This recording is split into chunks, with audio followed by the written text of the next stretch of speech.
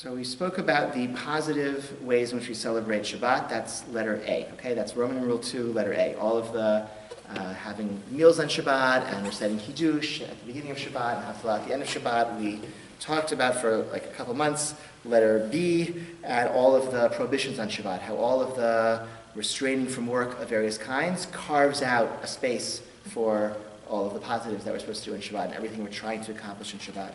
C is just about like how Shabbat is celebrated in a community, which is a very important element as well. Shabbat, the Sabbath, is the heart of what it means to be part of a Jewish community. People who pray by themselves at home throughout the week, maybe even people who don't always pray every day, make an effort to come to synagogue on Shabbat. In addition to the 3 times a day that we pray every day, the Shachrit morning service, the Mincha afternoon service, and the Mariv, the evening service on Shabbat, there is an additional tefillah, an additional service called Musaf, which means the additional service. We recite Musaf after Shachrit. And so instead of just the morning service, we say the morning service, then we say an additional prayer following that morning service. That's only done on the Sabbath and special and festivals. And so that also signifies it's a day when everyone comes together for extra prayers. It's, again, everyone comes together to be available for our life together as a community. I spoke about that in the past. Once we carve out that sanctuary in time, that's time that's available for our families, it's time that's available for God, for spirituality, for Torah study, for contemplation, for taking walks outside. It's also time that's available for community because nobody's rushing off to get in a car to drive someplace else. Nobody is going to be catching up on work or going shopping or watching a movie. People are just available for one another to be present with each other. And so people have meals together. They invite their friends over for the meals. Our children play in each other's homes on Shabbat, in the park, in our houses. When I come here Saturday morning, I never leave with the same constellation of children that we brought, because my 12-year-old went off to one friend, and my 7-year-old brought home a friend of hers, and the twins are going to go to the park, and then they're right. That's all possible because we have an entire community all taking the same day as a day without work, without travel, and we're just present for resting and being together as a community. It also means that we can have longer prayer services, and we can have lectures, and we can eat together and have classes together because we're here for one another on the Sabbath day. So that communal element is really, really important. And you can celebrate Shabbat by yourself.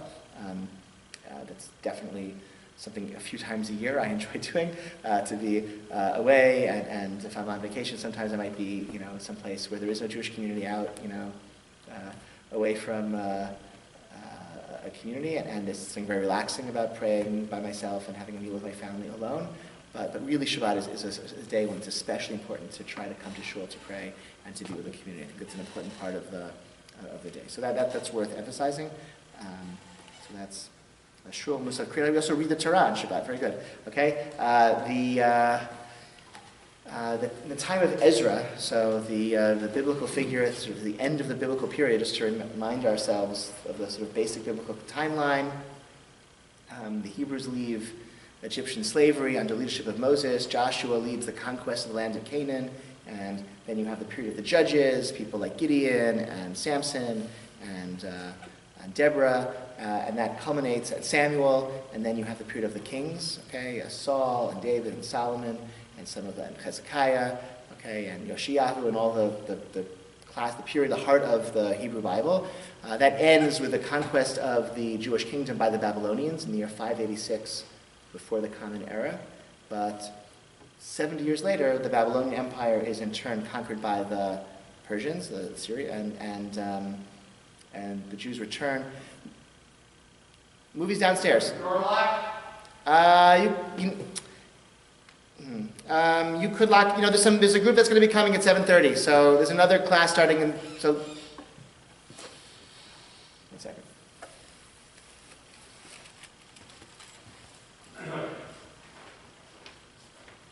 Do you want the door locked? Leave it open, please. There's another group that are coming at 7:30. Leave this one open? Yeah, I'll listen.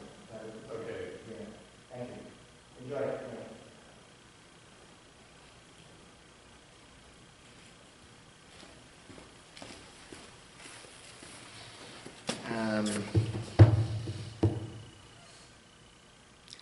Jews come back. They rebuild the temple, and this is the period of, so the end period of the Hebrew Bible. This is the period of Ezra and Nehemiah and the final prophet Zechariah and his colleagues. And Ezra, as he leads this return to Jerusalem and this revival of this Jewish community, he understands that the Torah has to be at the heart of Jewish life, and he arranges for the Torah to be read in public every 3 days. And so Monday, Thursday, and Saturday, the Torah is read in public. This was done in multiple ways in ancient times. Today, the method that we read, there's like a system that actually developed in Babylonia in which the entire Torah is read every year. So it's divided into parshiot, into weekly Torah portions, and that's read on Saturday morning. We read 7 sections of the Torah each Saturday morning. Each of those 7 sections make up one weekly Torah portion. On Monday and Thursday, we read the first of those 7 for the coming week, and then read the last 6, all 7 on Saturday morning. So so Monday, Thursday, Saturday, 3 days don't go by without the Torah being read in public. And so, but it's, 3 minutes worth on Monday, Thursday morning, and it's 20 minutes or 40 minutes worth on Saturday morning. That's also a big part of what it means to come together on Shabbat. We get to hear the Torah read and think about it and have it hopefully shape our lives.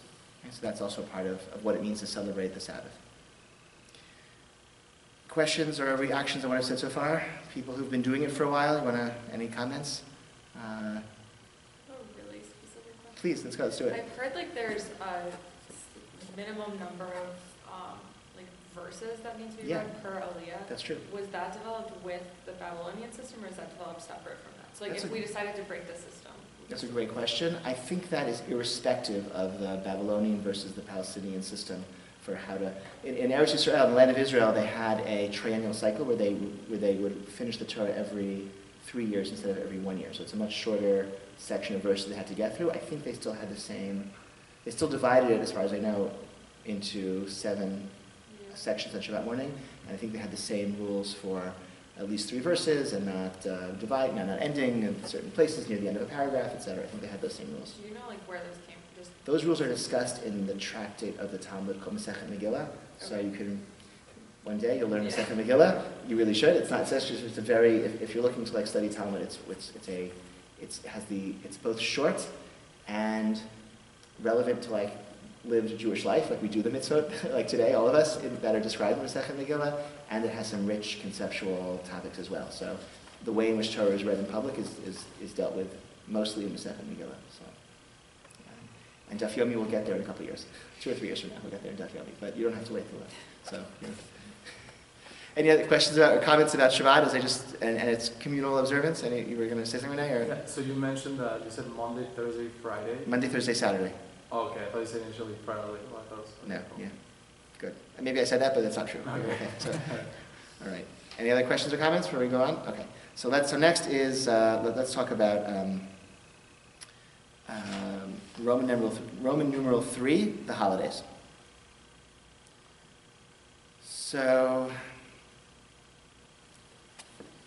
in addition to the Sabbath, which comes every week, we also have a series of holidays on the Jewish calendar, which in some senses are similar to the Sabbath. They commemorate God's role in history. They commemorate God's role as a creator. They are moments of sanctity, of holiness in the framework of the year, similar to Shabbat. But there are some interesting differences, and one of the significant ones is that the Sabbath mostly is that sanctity comes from God. The holidays, sanctity also comes from God, but the Jewish people collectively have a greater role in determining the holidays. The Torah actually says, Asher tikru otam, that you shall, in Leviticus, as you declare them, you declare the festivals. What does it mean we declare the festivals if they happen in certain days of the year? The Jewish calendar is, at least in its initial biblical and early post-biblical phases, was a combination between something that God gave us in the Torah and something that we would take responsibility for ourselves. So here's how it used to work. This is described in Exodus chapter 12. Moses is shown the sliver of the moon in the sky, and God said, this moon, this sliver of moon that you see in the sky, this is the first month for you. This is what the beginning of a month looks like. When you see that sliver of moon in the sky, that's when you're going to declare the new Hebrew month. It's a lunar calendar, as determined by seeing the moon in the sky, which means that eyewitnesses would see the moon, and that's how the calendar was declared. So it wasn't entirely based on witnesses, because, in fact, there is you know the word for the revolution of the moon around the earth? You know what it's called? Lunar cycle. Yes, there's a even better word for it. It's called a lunation, I think. One lunation. You know how long a lunation is? 28 days? 28? No. And change. No. I mean, yes, but how much change? It's actually, it's about 29 and a half days with some change, okay? Which means that if you take your months, and some of them have 30 days and some of them 29 days, so that half of them are 29 days and half of them are 30 days, you'll have basically a nice calendar, a nice lunar calendar. So the biblical system was that a month would either have 29 days or 30 days, depending on whether or not witnesses would come and say, we saw the new moon in the sky. If they saw the new moon in the sky, they came to Jerusalem, to the court, and said, we saw the moon in the sky last night. They'd say, great, today is the first of the next month. It's a 29-day month. And if witnesses didn't come, then the next day would say, okay, it's a 30-day month, and the next day would be the first of the new month. And so it's dependent on witnesses, the Jewish people seeing the new moon, the court declaring the new moon. And so we had this tremendous agency over determining when the month started, which means that when the holidays occurred, okay? When do we celebrate Passover? When do we celebrate Yom Kippur? When do we celebrate Sukkot? Depends on when the witnesses come and whether the witnesses are accepted. Maybe upon cross-examination, the witnesses are thrown out of court. In that case, the next day would be the new moon, the new month, and the holidays would be one day later. So this was the system that existed in biblical times. And eventually, the system got into, had trouble, because you had to notify every Jewish community in the world that, about the calendar every single month. You couldn't have a calendar more than a month in advance, because the first of the month would depend on whether or not the witnesses saw the moon the night before, and they made it to Jerusalem in time, and they gave their testimony in time. And so what they would do is, once they declared the new moon, they would send messengers to every Jewish community in the world, and they would use signal fires to help spread the message. Okay, signal fires, you put a bonfire on top of a mountain, and someone on another mountain would see that the fire, he would light a bonfire on his mountain, and then in that way the message would spread from hilltop to hilltop, all the way throughout the Jewish world, okay? From the land of Israel all the way into Babylonia. It's pretty far message, okay? If you saw in The Lord of the Rings, you know that scene where they light the bonfire, signal fire? You know? Wow. Okay, I thought there was like a current... like where they start passing the fires like from yes. one month into the next. Yes, They yes. would do that? Yes. Wow. That's exactly what, okay, that came from, okay, that's from, we invented that system, okay? Or I don't know if we invented it, okay? That's exactly what this was like, okay? The problem is, okay, and if we were, okay, maybe when class ends, we can all find a scene on YouTube, okay, and we can all watch it together.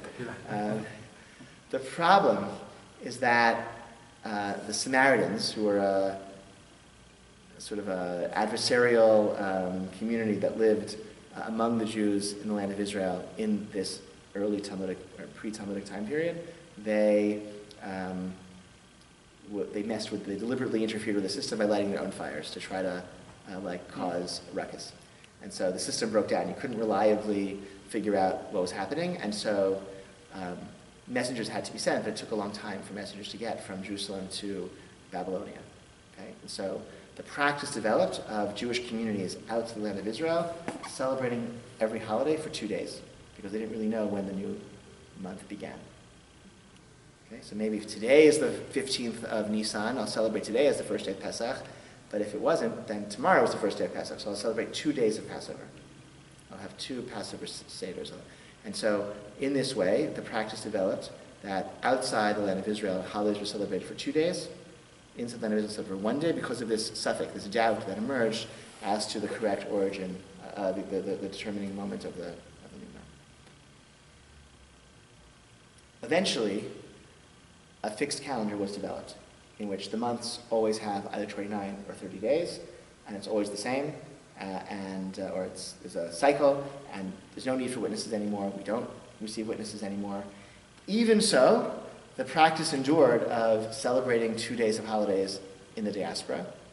At this point, diaspora communities have been around for hundreds and hundreds of years when this fixed calendar was developed, and so they maintained their old practice of celebrating 2 days for all of these holidays, and that's true up until this very day. We celebrate these holidays for 2 days outside of Israel because of this doubt, this old doubt when we had our old system.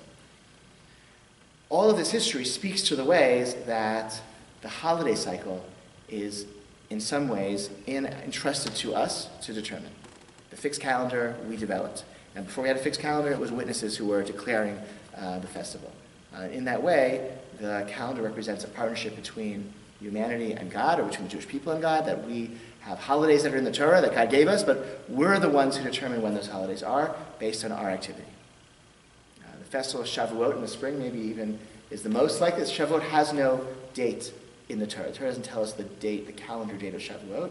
It says count 50 days after Pesach. After Passover, count 50 days, and that's Shavuot. So it's, with our fixed calendar, it's always on the 6th of Sivan. It always has the same date today, because we have a fixed calendar. Once upon a time, it didn't always have a fixed calendar, because a fixed date on the calendar, because the months could be different lengths. And the point is, it's our counting that gives the day its sanctity. And all of these holidays together,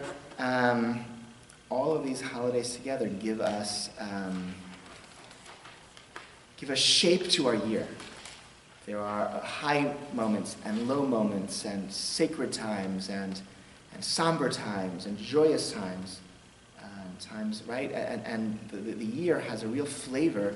It's probably true, I think everyone, and I think, I'm trying to think like American, probably American, like the holiday season is a special, feels different, right? The city of Chicago puts up all those decorations and people have off from school for a couple of weeks in the summer, think of like summer vacation for a child. There are all sorts of, the new school year's beginning and you get all your new school supplies. It's not like every week is the same as the next, for people who aren't Jewish either, right? But for us, with the Hebrew calendar, it is, it's not just, new pencils and new school books in September and yippee, school's over in June. It's religious values that are taught to us and that we teach one another and we reinforce within ourselves at different times of the year. In that way, time moves forward. We move forward through history, but also in a cyclical way, always coming back to, right, every Passover evening we sit together, we sit down at the table and we imagine ourselves as though we just left Egypt. And so that day of the calendar has a certain identity. It's not the same. Time is not a undifferentiated mass that you can just sort of divide up any way you wish. Time has character. Certain dates on the calendar, certain seasons of the year have distinct flavors, distinct meanings, and are experienced in very distinct ways. And so each year we return in a cyclical way to those dates, to those seasons, and experience them anew. Hopefully as we, at the same time, are marching forward through history. That's like a Jewish perspective on time. It's not like the Greek, it's the stereotypical Greek conception of time, which is this like endless cycle that you can never escape, where there's no progress and it's all kind of tragic and just determined by fate. That's not a Jewish perspective. I think there is a direction in history. We are marching towards redemption. There is a happy ending to history in store. At the same time, there is a cyclical element of returning to the sacred dates that are have character on there on the calendar. You can't just Shabbat is different than a Tuesday, different from a Wednesday, and the 25th of Kislev is Hanukkah, which is different than the 25th of Tevet. It feels different. We experience it different in a way that seems very deep and real. When I worked at Princeton, the Jewish community had something called, the university had a weekend for admitted freshmen, right? People who got accepted to the university, they were encouraged to come to campus for a weekend and come on Friday and go to classes and stay for the weekend and meet people and sleep in a dorm and to really encourage them to decide to enroll in Princeton. So when that happened, the Jewish community, where I worked, we really went all out to try to show them a good time and encourage them to choose to enroll in Princeton. I think I still have like most of my T-shirts. I think are from like from those like weekends where we would try to like all wear these like Hebrew Princeton T-shirts to encourage the Jewish kids to choose to come to Princeton. So there's always Shabbat dinner was a really big deal that weekend because we really wanted them to see, look how vibrant Jewish life is here at Princeton, and please decide to come here and you'll get to have this vibrant Shabbat dinner with 120 other students every Friday night, etc. So at some point, there's a point to this, okay? At some point in our time working at Princeton, the university switched away from having the students come on weekends and had them come on weekdays instead. So instead of coming for the weekend, they said come on Tuesday, Wednesday, and go to classes, and there'll be an activities fair, and campus speeches, and So we were trying to, what are we going to do? How are we going to encourage them to come to see what a great Jewish life is here if they're not going to be on campus over Shabbat? So what they decided to do was to have a giant Shabbat dinner on Tuesday night, and they called it Fobat. And we all got dressed up, and everyone had this dinner to show the prefresh, look how exciting it would be on Shabbat, but now it's Tuesday, okay? I think it was basically successful. The Jewish community continued to grow, up until today. It's doing very well. So somehow it worked well enough, but the point is it doesn't work. Right? You can't have Shabbat on Tuesday, okay? Because the day itself, time is not undifferentiated mass. Time has character, okay? You can't just divide it up in random ways. You have to divide it up in ways that are intrinsic to the day itself. And also, even if you could divide time up any way you wanted, there's a value in having the same celebrating on a calendar with other people in a community. There have been psychological studies that people who are unemployed also are happier on the weekend than during the weekdays. Okay? So why should it make a difference? They're not going to work on Monday morning, right? But on the weekend, all their friends are not working, and they can see their friends and do fun activities with their friends and family. And on Monday morning, all their friends and family go off to work, and they're left alone. So even people who are unemployed also are kind of sad on Monday morning. Okay, so there's a value in celebrating these days with a community, and the traditions of parents passing on to children and done in the context of a community also gives these days a character. I think a lot of modern contemporary Jews outside the Orthodox community, they've lost that sense of the Jewish calendar. They don't celebrate many of the holidays. They don't celebrate Shabbat every week. They've lost access to the Jewish calendar. I think some of them have tried to replace it with the Jewish life cycle. It's interesting. So really important. There's a rabbi at when the baby's born, and they're supporting the bar mitzvah and the wedding, and the sort of moments in life where it's important to them to be connected to Judaism and to have rabbinic involvement and to maybe even be in the synagogue. But it's like a few moments over one's life, like these major life cycle events, as opposed to week in, week out, month in, month out, as like a calendar. So I think that's the Jewish life cycle is also very valuable. It also has a lot of meaning, but I think the Jewish calendar is really important. Okay, what else? So the Torah says that, the one lunation I said is 29 and a half days. So 29 and a half times 12 is, I think it's 355. Okay, good. Should we check that? Let's check that. What? No? Yes? We don't have to guess. 29.5 times 12 is 354, which means that 12 lunar months is 354 days. How long does it take for the Earth to go around the Sun? 365. And change. Yeah. Don't forget the change. Okay? Which means that a lunar year with 12 lunar months is going to be 11 and a quarter days shorter than the solar year, which means if you have a purely lunar calendar, like the Muslim calendar, it's going to fall 11 days behind the solar calendar every year, which means that your holidays are going to occur in different seasons over the course of the decade. So, for example, Ramadan right now is in the summer, but it's in the late summer, right? and it'll be 11 days, no, it's in, It was June. June, early summer, yeah, that's right, June. June into July. So it'll be 11 days shorter earlier this year, and then 11 days earlier next, right? So every 4 years, it's about a month earlier, okay? So every 12 years, it's like an entire season earlier. Ramadan will be in the winter in, right, in another 24 years in North America, which is fine. Muslims are happy with that. But the Torah says that Passover should be celebrated in the spring. So how do you keep Passover in the spring if you have a lunar calendar? So in the olden days, what they would do is they would, if they saw that it was the month of Adar, which is the month right before the month in which Passover is supposed to occur, was very cold and it was still winter, they would add a second month of Adar and push off Nisan when Passover occurs by 1 month.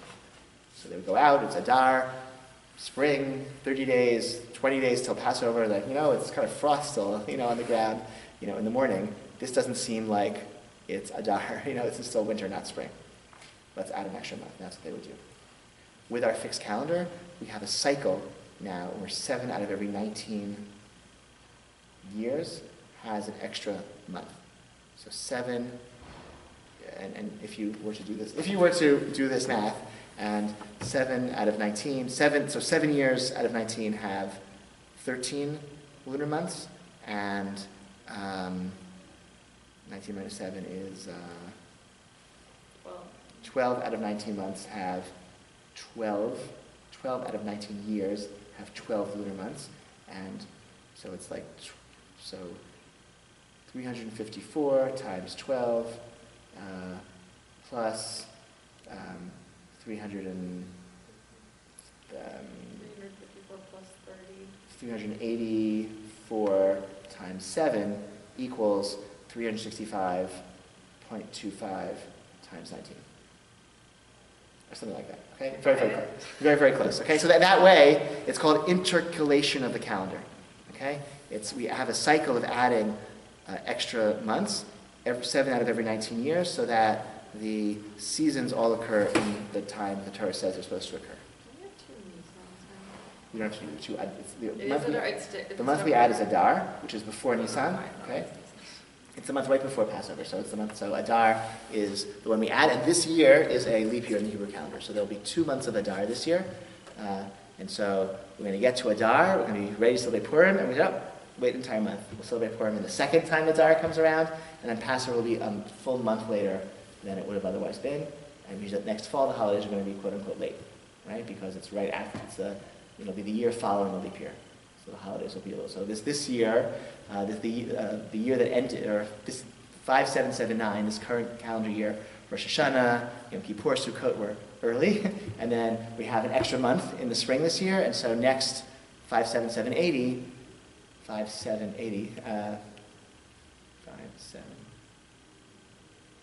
yeah, Rosh Hashanah is going to be late, okay, because of the added month. But and all of it over the course of 19 years, it all evens out. Yeah. How do you count the second month? Is it continuous, or do you just say like we're in Adar 2?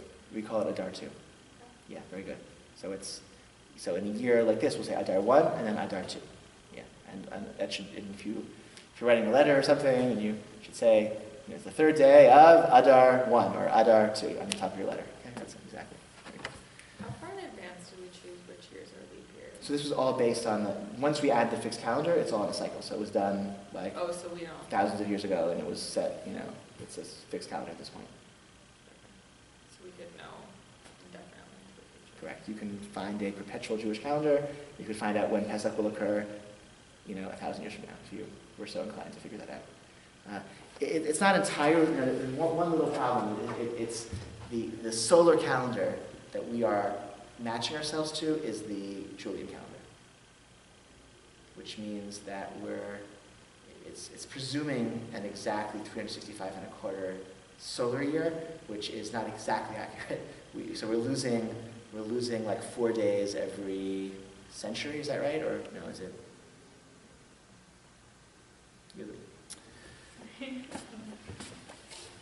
right? Because oh, come on. The difference in the Julian and the Gregorian calendar is that in the Julian calendar, it's leap years every 4 years, unless it's unless it's a century year, in which case you skip a leap year, unless it's. Sorry, I'll look this up. It's not crucial, but we should. I feel like I don't know. No one knows about the Gregorian calendar and how this. Okay, this is very important. Okay, there were days they skipped in history. Okay, because I've heard it's off, but I don't know the amount. The count. This is why the October Revolution was in November.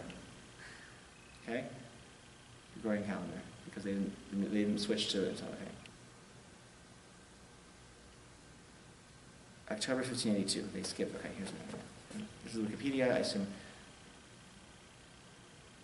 The calendar spaces leap years to make the average year 365.2425 days long. And that's the difference. And the calendar was developed as a correction to the Julian calendar, shortening the average year by 0.00075 days to stop the drift of the calendar with respect to equinoxes. To deal with the 10-day differences between the calendar and reality, this drift had already reached the date was advanced, that the 4th of October 1582 was followed by the 15th of October 1582. So anyone ever tells you something that happened on the 10th of October 1582, they're lying, because there was no 10th of October 1582 in Western Christendom. Okay.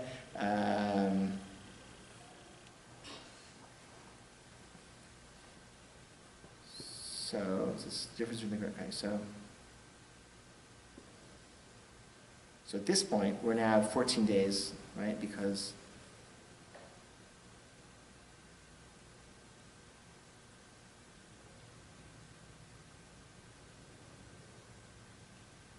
it's like too much. This is okay. In the Julian calendar, a leap year occurred every 4 years. Okay, that's the Julian calendar. That was from Julius Caesar. The Gregorian calendar skipped a leap day 3 out of every 400 years.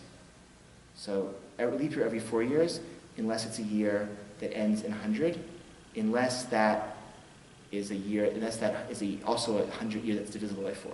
So the year 2000 was a leap year, but the year 2100 won't be, the year 2200 won't be, the year 2300 won't be, the year 2400 will be a leap year in the Gregorian calendar. And that way it is closer to accurate and is more accurate than the Julian calendar. So from Julius Caesar until 1582, there was 10 days that had to be skipped, and at this point we're now like 14 days off, right? Because it's every century you lose a day, right? You lose 3 days every 400 years in the Julian calendar. So our Jewish calendar that is intercalating the lunar calendar with the solar calendar is actually every 400 years we're losing 3 days. So at some point someone's going to have to figure that out. Okay? It's not going to be me, and maybe one of you, but okay, that's okay. Okay, meanwhile, all right, what else would I say? We still do celebrate the new, even though we have a fixed calendar, there's still a ritual, prayer we recite in synagogue and on Saturday morning, the Sabbath prior to a new month. It's a blessing called Birkat HaChodesh, the blessing of the new month, where we pray for good things for the month to come. We declare that we are going to see. We say that the Rosh Chodesh is going to be, we announce within the Mola when the first sighting of the new moon is going to be. And since we're not based on witnesses, we know in advance when it's going to be. We declare it's going to be at 5:30 in the morning and such, local Jerusalem time, and the new month is going to be observed on Tuesday and Wednesday of next week, and we declare that in synagogue all together in place of the witnesses coming to court to testify. So we know in advance, and we declare it all together in congregations the Sabbath prior to the new month. The Sabbath after the new month begins, when we're all wearing our nice clothes, we go out of the synagogue and we welcome the sighting of the new moon ourselves. It's called Kiddush HaChodesh. That's the sanctification. It's also a blessing we recite, and we're so joyous. We see that sliver of moon growing in the sky, and that's something that we typically say Saturday evening, not because it's a Saturday evening ritual, but because everyone's all dressed nicely from Shabbat, and so we get to go right outside and from shul, and we say that blessing. Wow, like the cycle continues, and the calendar is progressing. Questions, comments? Okay. think, let's pause here, because the next section is going to go through the calendar and talk about all the holidays. We have when is our next meeting? Let me just verify that. It should be on the calendar. Tuesday after that, not Monday. No, Tuesday, no, no, that's not true. Tuesday, no, this class is meeting Monday. The Wednesday night class is meeting on Tuesday. Okay. But we're meeting next Monday. So next Monday we'll start going through the cycle of the holidays. We'll also make sure we mention Hanukkah, which is coming soon. But we'll then just go through and discuss all of the holidays as they appear on the curriculum. And that'll be next Monday. And those of you who are interested in taking these classes as part of a conversion to Judaism process should have arranged to meet with me so we can talk about that. But even if you don't know why you're taking yours, everyone's welcome to come and come back as often as you want and to bring friends, etc. It's for anyone who finds it valuable. So thank you so much.